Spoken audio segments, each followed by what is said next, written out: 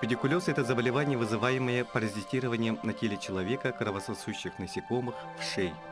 Неправильно полагать, что вши заводятся только у асоциальных людей. Кровососущие насекомые предпочитают жить на чистой коже и волосах. Подхватить паразитов очень просто.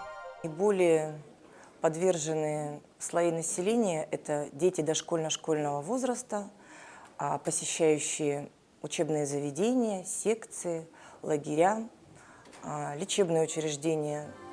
Признаки того, что поселились вши, появляются не сразу. Проходит несколько недель, прежде чем человек замечает такие симптомы, как зуд, ранки и нагноения на расчесанных местах, у корней волос прикреплены крошечные гниды.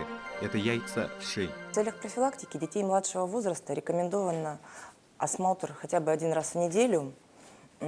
Необходимо средства личной гигиены, чтобы они были личные. А если обнаружено и выявлено, не нужно стесняться, нужно обратиться к врачу и оповестить коллектив, который посещает ваш ребенок. Это нужно сделать, как бы стыдно или неудобно вам ни было. Они тоже должны проверить своих детей. Это нужно и вам, ведь неизвестно, от кого именно заразился ребенок.